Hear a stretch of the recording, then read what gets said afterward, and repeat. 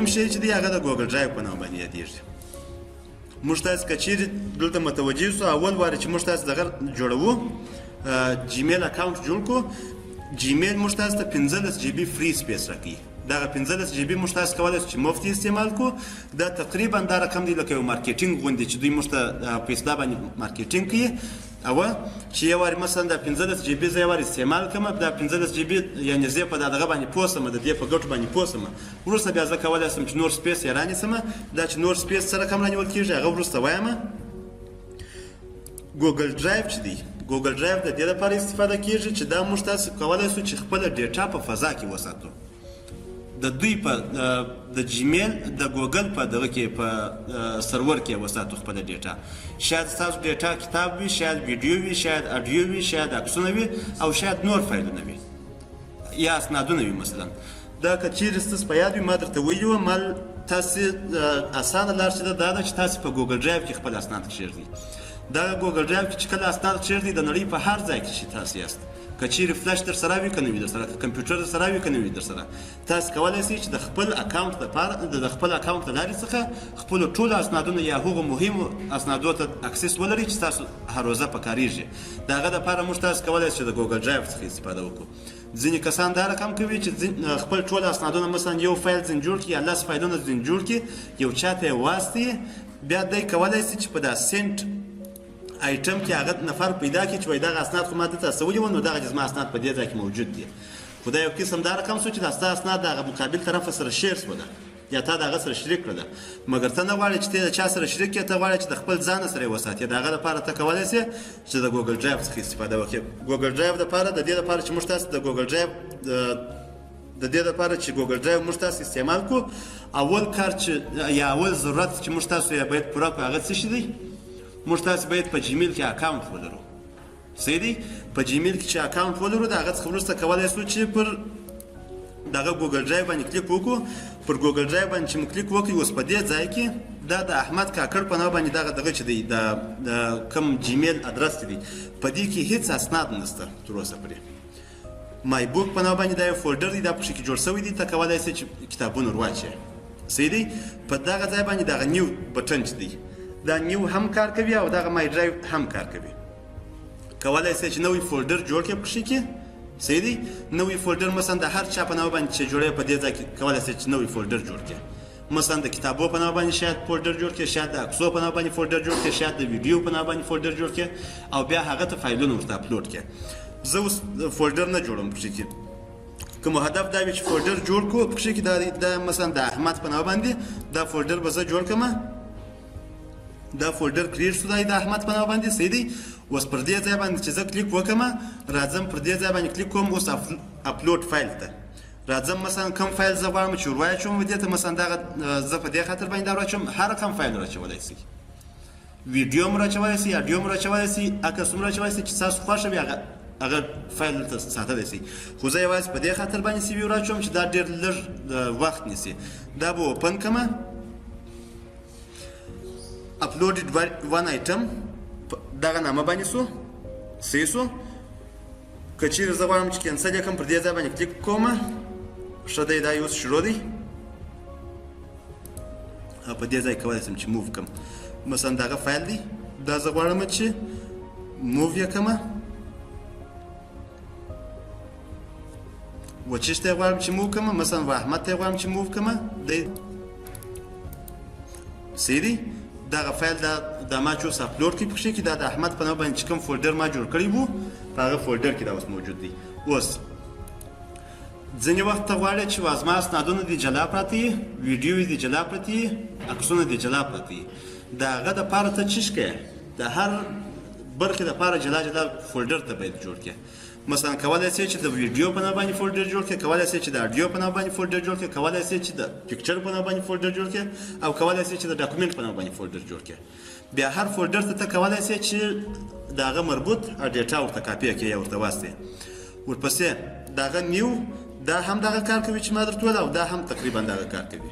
یا به نوی فولډر جوړوې پکښې کې، یا به یو نوی فایل اپلوډ یا به نوی فولډر اپلوډ.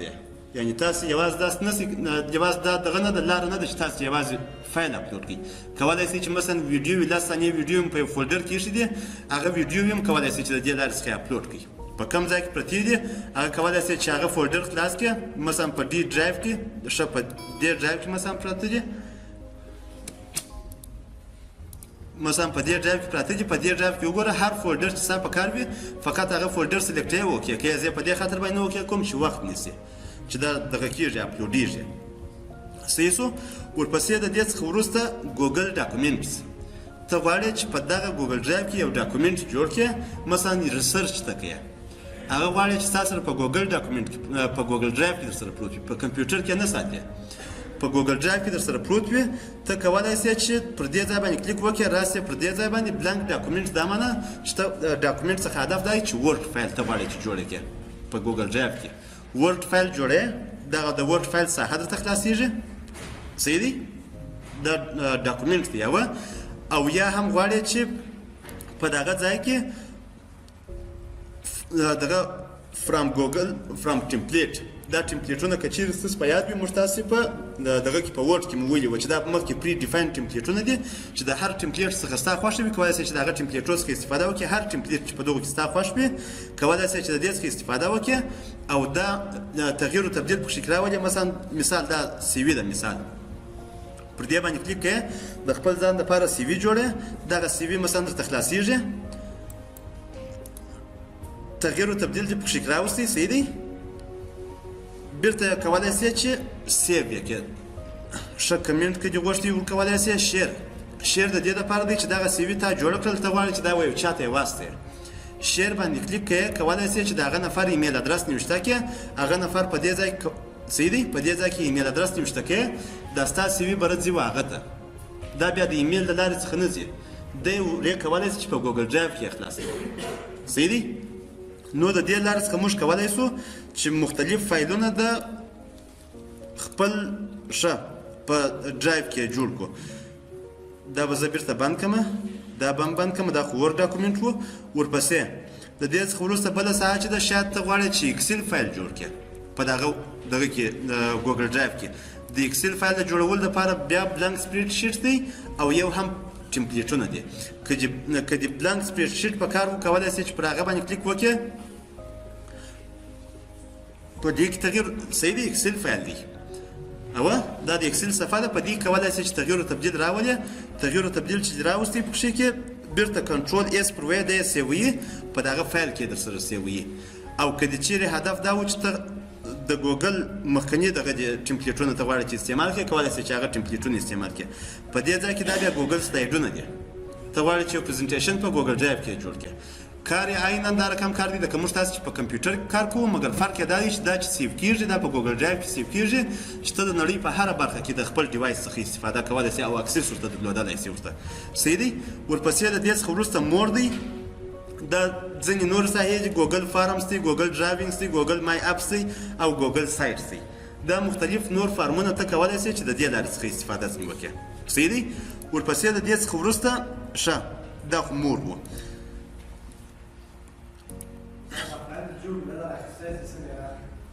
پر دغه فایل باندې چې د کلیک وکړئ راخلي یې څه معنی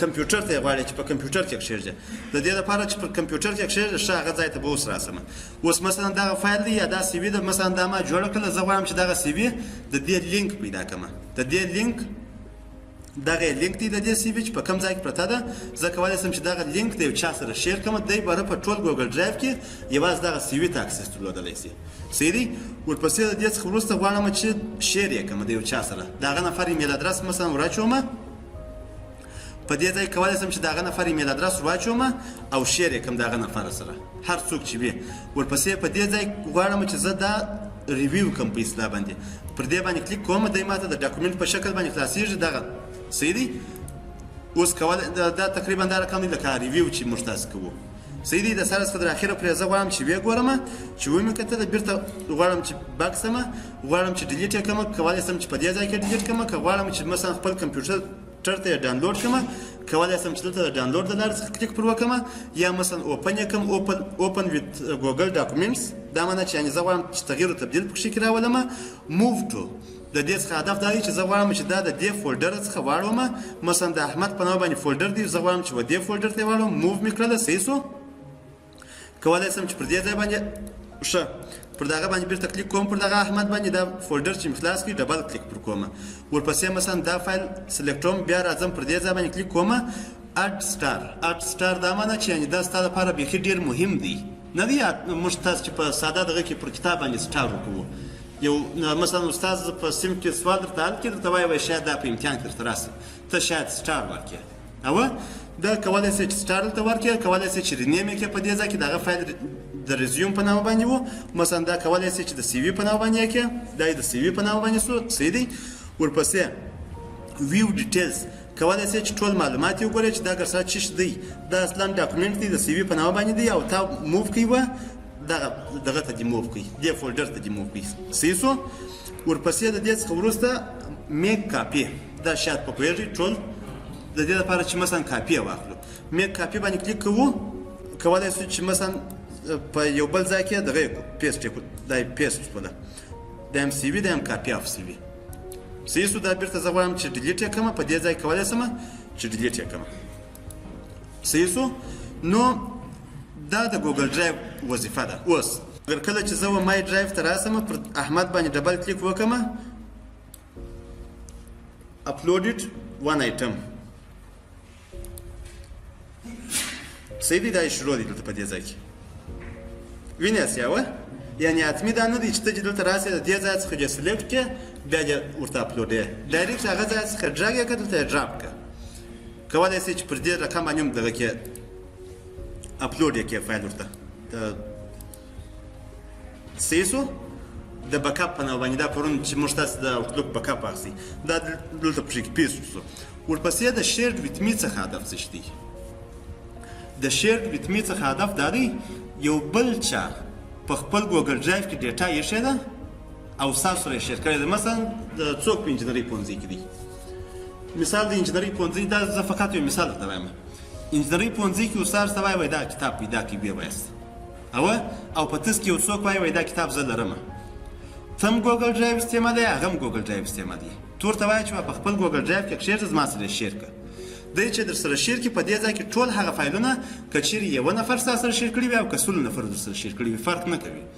هغه فایلونه ټول کولی شي چې دلته په دې ځای کې وګورئ چې ستا سره شیر وي. اوس نو هغه شاید په خپل دغه کې په خپل کمپیوټر کې شاید 10 دانې په خپل ګوګل ډرایو کې شاید 10 دانې فایل ولري، د 10 دانو فایلو څخه شاید یو دانه فایل ستاسو سره شیر کړی وي. تاسو کولی شئ چې یوازې هغه یوه فایل ته اکسس ولرئ، نه فایلونه هغه خو د خپل مخصوص فایلونه دي، هغه یې نه دي شیر کړي. که چیرې هغه در سره شیر کړله، بیا هغه هم کولی شي چې اکسس ورته ولرئ، صحیح دی. نو د دې ځای څخه کولی شئ چې هغه ستاسو سره چې شریک شوي دي هغه کولی شي چې ویې ګورئ. ریسنټ څخه هدف دا دی دغه اوس دستي چې تا کوم فایلونه یا اپلوډ کړي دي او یا مثلا بل چا ستاسو سره شیر کړي دي، کولی شي چې هغه دلته پکښې کې وګورئ. دا ټول هغه فایلونه چې دا ما اوس دستي دغه کړي دي ټوډے، صحیح دی. دا ریسنټ دی. ورپسې ګوګل فوټوز، دا موږ په فوټوز کې وایو، په دې ځای کې دا د فوټوز په نامه باندې دغه ستا آیکن، صحیح دی. د سټار څخه هدف دا دی چې موږ تاسو غواړو چې یو فایل پکښې کې سټار کړو. مثلا په دې ځای کې په دې ځای کې اډ سټار، دا سټار شو، په دې ځای کې دا یعنې هغه فایلونه چې موږ تاسو دغه کړي دي چې زموږ ستاسو لپاره، مثلا دا سی وي ده، سی وي زما لپاره ډېر دغه ده، مهمه ده. په سټارټ کې زه ټول هغه فایلونه ایږدم چې زما لپاره تر ټولو ډېر مهم وي. مثلا سی وي زما لپاره مهم ده، پر دې باندې کلیک کوم، راځم پر دې ځای باندې کلیک کوم، راځم پر اډ سټار باندې کلیک کوم، دی په دې ځای کې هم دا پروت دی، مګر په سټار کې هم دا د هغه سی وي ساتل کېږي راسره، یعنې دا زما لپاره مهمه ده. ټرش خو شاید ټول تر معلوم وي، د دې لپاره چې موږ تاسو ډیلیټ یې کړو یو فایل، هغه کولی شي چې ټرش ته یې واچوو. بکاپ د دې لپاره استفاده کېږي چې زه د دغه فایلو مثلا ټول فایلونه چې پکښې کې دي، هر څو فایله چې پکښې کې دي، زه د دې یو بکاپ واخلم. بکاپ دا معنی چې یعنې یو کاپي زه غواړم چې په یو بل ځای کې کښېږدم، مګر د کمپیوټر دغه ځای ډېر سیف دی په دې خاطر باندې چې دلته وایرس هم نه ورځي، کمپیوټر خو وایرس هم وي، نو دغه یې ډېر سیف ځای دی. ورپسې د دې څخه وروسته دغه اپګریډ سټوریج، دا که چیرې ستاسو فکر و، ما په دې ځای کې درته وویله چې موږ اصلا 15 جی بي سپیس لرو. که چیرې ستا هدف دا وي چې ته ډېر سپیس رانیسي کولی شئ چې پر دغه اپګریډ سپیس باندې کلیک وکړئ. دی په دې ځای کې خپل قیمتونه درته وایي چې په څو دی تاسې په څو باندې رانیولی شئ. اوس اول د واره 15 جی بي چې دی دا فری دی مفت دی صحیح دی 100 جی بي د میاشتې په $2 باندې تقریبا رانیولی شئ 1.9 جی بي 1.9 ډالره او د یوه کال دا دی 19.9 یا تقریبا $20 څخه غواړي د 100 جی بي دپاره که غواړئ چې رانیسئ. ورپسې که غواړئ چې 1 ټي بي رانیسئ 1 ټي بي یعنې 1000 جی بي صحیح دی هغه د میاشتې کولی شئ چې په $9.9 یا $10 باندې رانیسئ. دا $9.9 په دې خاطر باندې دغه کړي دا د مارکیټینګ دپاره یو ډېر غټ ټریک دی چې تاسې دغه سوپر مارکیټونو ته ورشئ دلته په کندهار کې خو دا شی نشته په 999 افغانۍ باندې مثلا یو شی یعنې په دا یوه افغانۍ باندې د 3000 افغانیو څخه کم کړی دا 900 خو لږ معلومېږي نظر به دغه ته 3000 ته دا د مارکیټینګ یو دغه یو ټریک دی. کولی شئ چې 1 ټي بي هم رانیسئ. بایه دا د 14% اور ښه دا که چیرې د یوه کال پیسې پر یوه ځای باندې ورکړې 14% دی دغه در سره کوي ډسکاونټ در کوي په دې ځای کې 11% ډسکاونټ در کوي او که دې چیرې نور په کار وه کولی شئ چې د دې ځای باندې کلیک وکړئ هر ساحه چې دې په کار وه کولی شئ چې هغه ساحه رانیسئ مثلا دا ساحه ته رانیسئ مثال غواړئ چې دا ساحه رانیسئ پر دې ځای باندې چې دې کلیک وکړئ 100 جی بي سپیس ته غواړئ چې رانیسئ. کریډیټ کارت باید ولرئ. کریډیټ کارت د لارې څخه دوی ستاسو د اکاونټ څخه پیسې کاټي او تا ته غونې سپیس درکوي پر ګوګل باندې صحیح سو نو دا ګوګل ډرایو سو.